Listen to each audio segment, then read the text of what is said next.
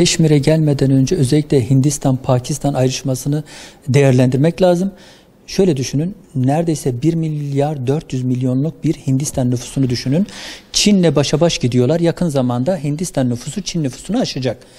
Böylesi bir dünyada İngilizler yaklaşık yani 300-400 yıldır Hindistan gibi çok büyük bir ülkeyi maalesef kendi hegemonyaları altına aldılar. Ve daha sonra o dönemde hakimiyet İslam coğrafyası içerisinde Hint Yarımadası'nda Müslümanlar çoğunluğa geçmeye başlayınca Hinduları, Sihleri Müslümanlardan ayırmak için büyük bir ileriye dönük ortak akıllı oyun oynadılar ve Pakistan başta olmak üzere Hindistan'dan ayırdılar. Ve onlara dediler ki Müslümanlar tamam ayrı bir ülke kursunlar. Görünüşte iyi gibi görünüyordu. Ama Hindistan gibi çok büyük bir coğrafyanın siz ikiye bölüyorsunuz. Hindistan'dan ayrılan Pakistan daha sonra bu defa Bangladeş'e ayrıldı. Derken ayırdıkları Müslümanları bir de ikiye böldüler. Bir de öyle bir büyük oyun oynadılar ki o oynadıkları oyunları Hindistan ileriye dönük başını kaldırmasın, istedikleri zaman manipüle edebilmek ve Pakistan'da sürekli baskı altında tutabilmek için savaş ortamına gidebilecek olan araya bir Keşmir yerleştirdiler. Halbuki isteseydiler o zaman haritayı yönlendirenler Keşmir'i Hindistan'a dahil ederdiler veya Pakistan'a dahil ederdiler. Böylece bu dava da olmazdı. Ama arada özerk bir bölge koyarak İngilizler başta olmak üzere Hintlilere şunu dediler.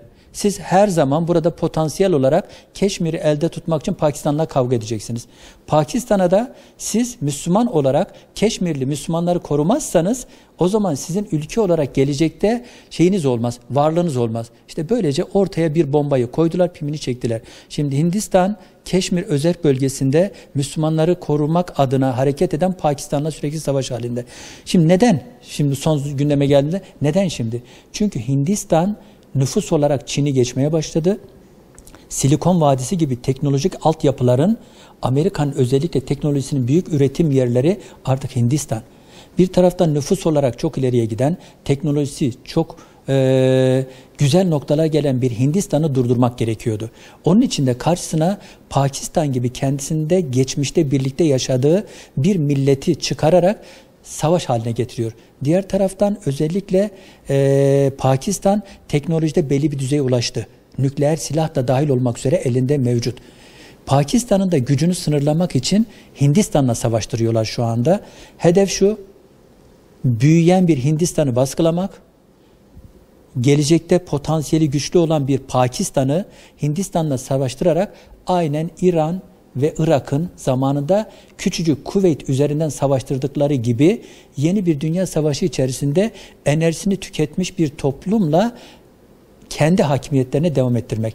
Bu yüzden yapılması gereken şey şu, mümkün olduğu kadar eğer Hindistan ve Pakistan kendilerinin gelecekle ilgili sulh ve sükunet açısından gelişmelerini ve ilerlemelerini devam ettirmek istiyorsalar bu savaşa bir son vermeliler. Evet, Hindistan içerisinde bakın 250'ye yakın Müslüman var zaten. 250 milyonluk Müslüman. Az bir nüfus değil. Pakistan'ın kendi nüfusundan daha fazla, Hindistan'ın kendi içerisinde bu kadar Müslüman var. Amaç burada biraz da Hindistan içerisindeki Müslümanları Keşmir üzerinden baskı altına almaktır. Yani bu oyunu da iyi görmek lazım. Pakistan'ın oraya müdahale etmesi, özellikle oradaki Müslümanları korumak adına refleks göstermesi birilerinin işine gelmiyor. Hindistanlı Müslümanlar da diyecekler ki Müslüman kardeşlerimize zarar veriliyor burada. Hintli Müslümanlar bu defa Hindularla savaşa girecekler. Böylece hem Hindistan çatırdayacak hem de Pakistan büyük zarar görmüş olacak ki burada çok akıllı davranmak gerekiyor. Nasıl ki Myanmar'da yaptılar o zulümler içerisinde. Orada aynı zulümü devam etmek istiyorlar. Orta Doğu'nun bir ateş çemberini orada yapmak istiyorlar. Buna dünya Müslümanları olarak izin vermemek gerekiyor. Oradaki var olan toplumun Müslüman olmasından öte mağdur ve mazlumluk vardır. Bu konuda Türkiye geçmişten gelen inançsal ve tarihi kodlarına bağlı olarak nerede bir mazlum ve mağdur varsa el uzatıyor. Yani bir Hristiyan aleminde Afrika ülkesindeki mağdur edilen zulme uğrayan Hristiyanlara da el uzatmıştır. Brahmanistlere de el uzatmıştır. Ve tarih boyunca mesela zulümden kaçan İspanya Yahudilerine el uzatmıştır Türkiye ve geçmişte atalarımız. Dolayısıyla Türkiye her zaman mağdur ve mazlum el uzatır. Ancak burada Müslümanlar kendi aralarındaki birliklerini Müslüman ülkeler kurup korumadıkları için güçlerini etkinsizleştiriyorlar. Türkiye şu anda bu konuda yüksek bir sesle oradaki zulmü dile getiriyor.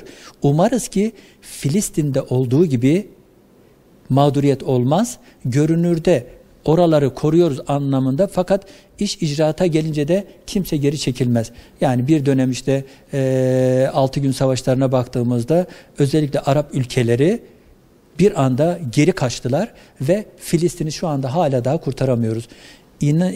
İnşallah özellikle Hindistan ve Pakistan arasında da Filistin gibi bir sorun oluşturulmaz ve bir an önce çözülür de hem Pakistan ilerlemesini kaydeder hem de Hindistan özellikle yükselen Doğu medeniyeti içerisinde gerekli yerini almış olur.